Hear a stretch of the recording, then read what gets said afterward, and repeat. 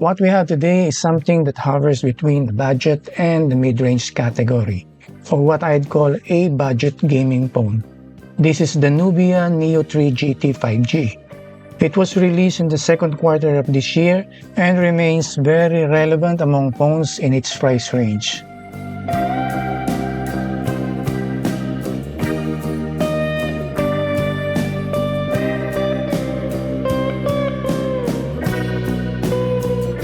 Now as we unbox this beauty, let me tell you what we'll do in this video.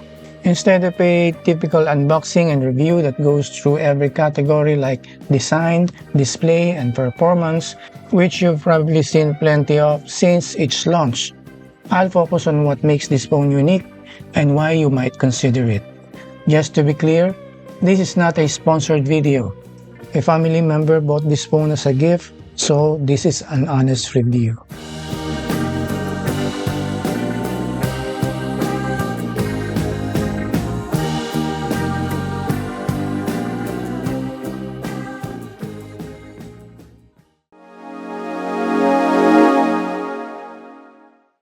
First, let's talk about its design. It has a distinctive cyber mecha look, very futuristic and robotic inspired. This design comes in two color variants, electro yellow and interstellar gray, which is the one we have here. On the back, you'll notice some cool LED lights, a bluish strip at the bottom, and a semicircle eye above it in white. Both are fixed LED colors, but the number 03 LED color above can be customized. To do that, simply go to Settings, Themes and Personalization, Light Strip, then Competitive Atmosphere LED. Here you can enable or disable it and choose any settings available for the LED lights.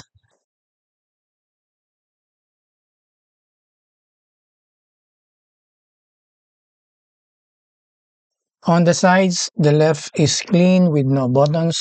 At the top, there's a secondary microphone. On the right, you'll find the volume rocker, a textured red power button, and near both corners, the capacitive shoulder triggers. At the bottom, there's the SIM tray, primary mic, USB-C port, and speaker grills.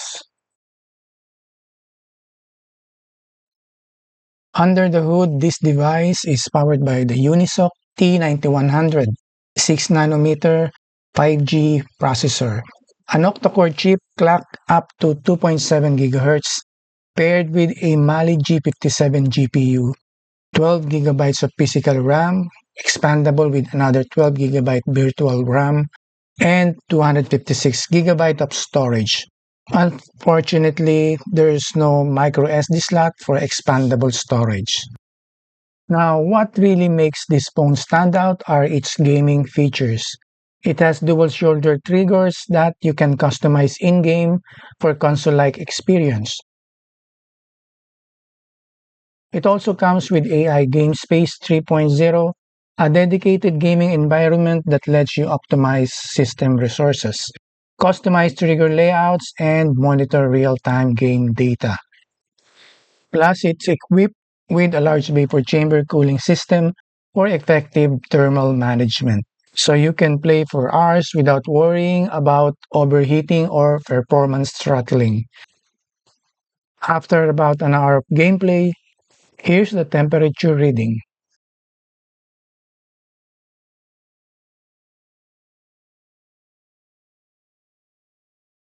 Another bonus is bypass charging, which draws power directly from the charger when gaming, reducing battery stress. In terms of gaming performance, casual games run smoothly.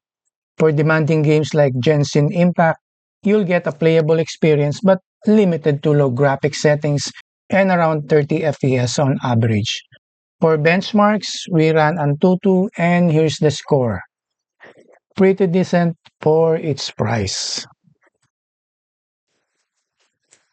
Moving on to the display, it features a 6.8-inch AMOLED panel with up to a 120Hz refresh rate, Full HD resolution, and a peak brightness of 1300 nits, The colors are vibrant with excellent contrast, making it immersive for gaming and movies.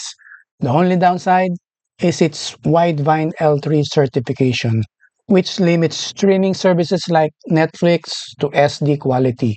Hopefully, ZTE addresses this in a future update.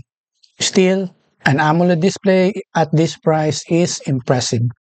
Also, there's a small detail I think is pretty cool. The fingerprint area lights up with a circle when touched or when the phone is picked up from display off. It's a minor thing, but a nice touch nonetheless.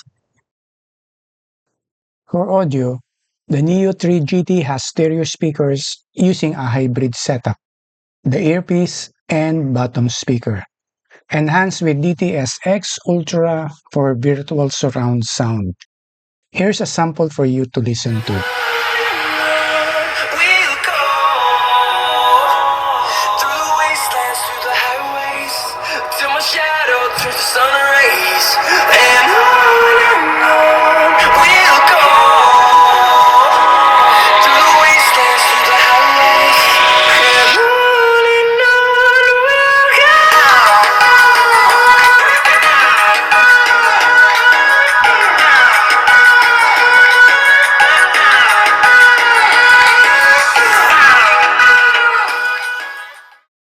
Battery-wise, it packs a massive 6,000 milliamp cell, which is above average, and supports 80 watts fast charging, taking you from zero to full in under 45 minutes.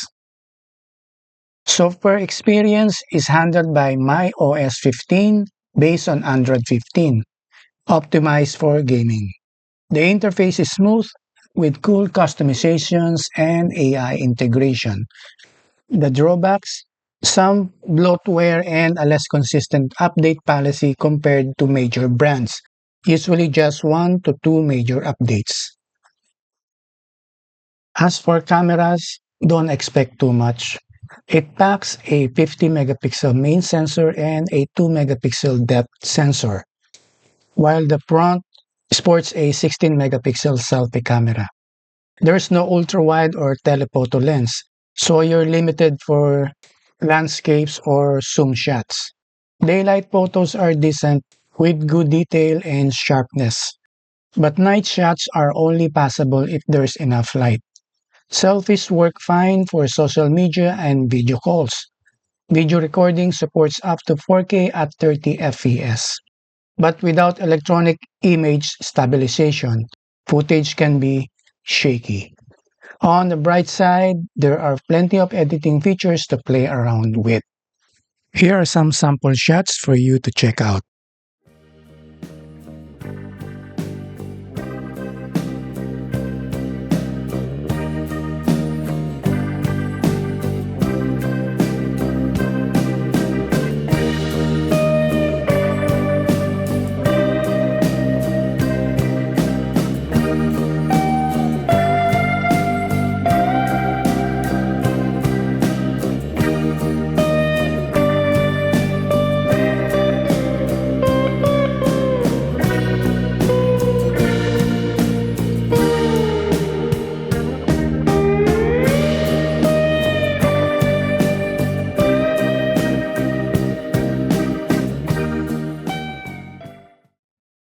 Overall, the Nubia Neo 3 GT 5G is a compelling budget-friendly gaming phone focused on gaming without breaking the bank.